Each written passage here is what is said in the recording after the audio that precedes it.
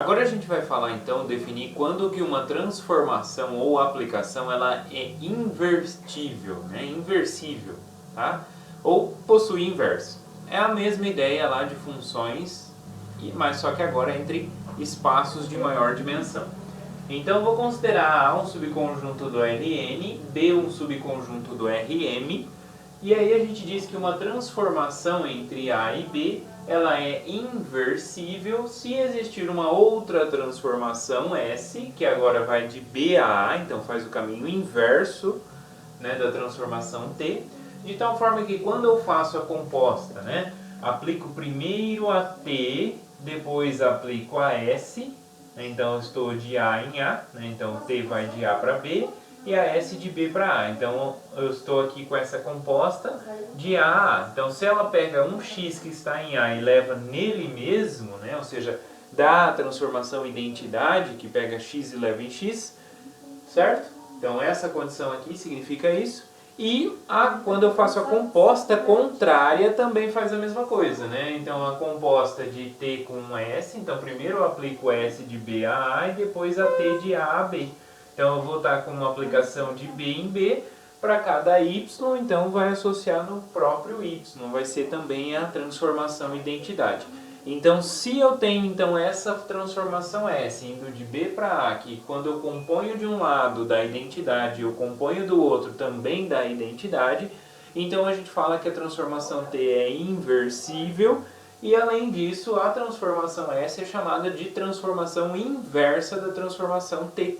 E é denotada por T a menos 1. Da mesma forma que a gente faz lá com funções, tá? Não mudou nada. Muito bem. Temos aí então como exercício, então para vocês, prove que se T é inversível, então sua inversa é única, né? Então a transformação que é a inversa é única, tá? Então qual que é a dica aqui para fazer esse exercício? Supõe que eu tenho mais do que uma que satisfaz essa propriedade. Então aí, trabalhando com a composição, a gente vai ver que essas duas transformações têm que ser iguais, tá bom? Então essa que é a ideia desse exercício. Temos outro exercício aí também que diz o seguinte: mostre que se T que vai de A em B e S de B em C são transformações inversíveis, então a composta, né, quando eu faço então T de A em B e depois S de B em C. Então essa composição ela vai ser inversível e a sua inversa vai ser exatamente quando eu pego S bola T a menos 1, vai ser T a menos 1 composto com S a menos 1. Então eu faço essa inversão da ordem. Então cuidado aí, né? Quando eu pego S bola T a menos 1, isso é T a menos 1 composto com S a menos 1. Então, para saber a inversa da composta, basta compor as inversas, né? Mas aí muda a ordem, tá? Atentos à ordem. Beleza? Muito bem.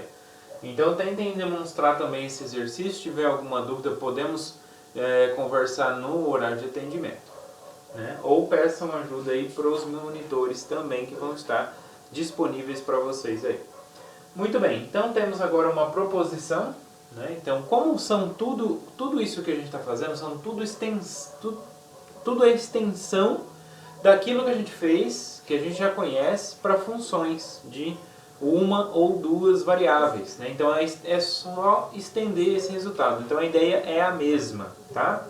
Então com isso, por isso que a maioria dos itens aqui é deixado como exercício, porque a ideia é a mesma, a gente só vai perder tempo aqui, tá? Então só tentem resolver para não ter problemas com o trabalhar de dimensões maiores, tá? Então tentem resolver para não ter problemas com essas dimensões, tá? Mas a ideia é basicamente a mesma que a gente estivesse trabalhando com funções de duas, de uma variável, tá? A ideia é a mesma. Ok? E aí então a gente tem essa proposição que uma transformação é inversível se e somente se ela for bijetora, tá? Então uma condição para ter inversa, né, se e somente se ela é bijetora, tá? Ou seja, ela é injetora e sobrejetora, né? Então quem não lembra, retoma lá na parte de cálculo 1, tá?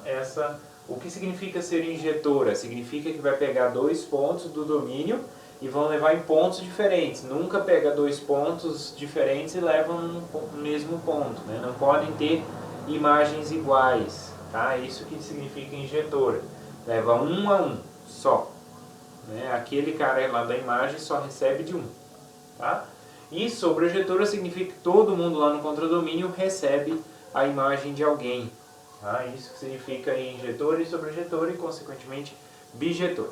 Tá? Então fica essa demonstração como exercício aí para vocês. Muito bem, agora então a gente pode chegar e falar o que é o que significa uma transformação ser contínua em um ponto do seu domínio. Então vou considerar uma transformação aqui definida num conjunto A do Rn, chegando no Rm, a gente diz então que essa transformação ela é contínua num ponto P, P0, né, pertencente a A. Se existir um epsilon, então eu pego uma vizinhança da imagem, ó, esse P0 está no conjunto A, então eu posso aplicar a transformação T nesse P0. A transformação T nesse P0 chega num ponto lá do Rm, que é o T de P0. Então eu vou pegar uma vizinhança desse ponto lá do Rm, certo? De que tamanho essa vizinhança? Então essa vizinhança que eu digo é uma bolinha, né? Depende, né? Se for, por exemplo, no R2, se esse M for 2, vai ser uma circunferência. Se for R3, vai ser uma esfera. E assim por diante. Eu vou pegar então uma bola, né? De que raio, né? O raio epsilon. Então eu vou pegar um certo raio epsilon, uma bola lá. Então tem que existir um raio do ponto P0. Então tem que existir uma bolinha lá no Rn, no domínio, em volta desse ponto P0, onde todo mundo, quando a gente aplica a transformação T, cai dentro da bolinha aqui do Rm. Então essa que é a ideia de continuidade, né? Matematicamente falando, significa o quê? Que para cada epsilon maior do que zero dado, vai existir um delta positivo também, de tal forma que para todo ponto que está próximo do ponto P0 a uma distância de delta, significa então que o t desse ponto também vai estar próximo de t de P0 uma distância epsilon. Certo? Essa aqui é a ideia exatamente geométrica aí das bolinhas. E aí se eu falo que t é contínua em todos os pontos desse conjunto A, então a gente fala simplesmente que t é contínua em A. Ok? E quando a gente fala uma função é contínua, significa que ela é contínua em todos os pontos do seu domínio. Né? Geometricamente significa o quê? Né? Vamos fazer um desenho aqui para representar essa questão do limite. Né? Então, geometricamente, o que significa o limite? Então, é uma extensão da ideia lá de cálculo 1, que a gente já viu, de cálculo 2, que também a gente trabalhou. Tá? Então, eu tenho dois espaços aqui. Então, eu tenho, vamos desenhar aqui um exemplo, né, do R2 em R3, por exemplo. Né? Então, eu tenho alguns pontos aqui. Eu tenho um P0, que está aqui no domínio, né? Então, P0. E aqui eu vou ter a imagem dessa transformação, que é T de P0. Nesse ponto aqui eu vou ter uma bolinha, né? Então aqui, por exemplo, no R3 é uma esfera. Então eu vou ter aqui uma esfera centrada nesse ponto T de P0. Tá? Aqui o centro não ficou muito bem, vamos pegar aqui. Aí, o centro T de P0. Vamos reescrever aqui para ficar bonitinho. T de P0 é esse ponto aqui. Então peguei uma esfera, né, uma bolinha aqui, com centro nesse ponto e raio epsilon, um raio maior do que zero, tá bom? E aí o que acontece? Para cada bolinha que eu pego aqui centrada em T de P0, tem que existir, né, deve existir, para ela ser contínua, deve existir uma bolinha aqui no ponto P0, né, então também não está legal aqui o centro, vamos desenhar a bolinha, depois a gente desenha o centro, P0. Então vai existir uma bolinha aqui com que raio? Com raio delta. Né? Então vai existir um raio delta aqui, onde o que vai acontecer aqui? Quando eu pegar a transformação e aplicar ela nos pontos que estão dentro dessa esferinha aqui, dessa circunferência, elas têm que cair lá dentro. Né? Então para cada ponto P que eu pego aqui, o T de P tem que cair aqui dentro também, em qualquer lugar aqui. T de P. Certo? Então essa aqui é a ideia de continuidade. À medida que eu me aproximo da imagem de t de P0, então, à medida que eu me aproximo aqui, né, estou suficientemente próximo de t de P0, então vai existir uma vizinhança aqui que vai ser mandada totalmente dentro dessa esferinha. Então essa que é a ideia de continuidade. Uma transformação ela vai ser contínua se eu conseguir fazer esse tipo de ideia. Então, dado uma esferinha aqui na imagem, vai existir uma esferinha no domínio que é mandada toda lá dentro da esfera lá do contradomínio.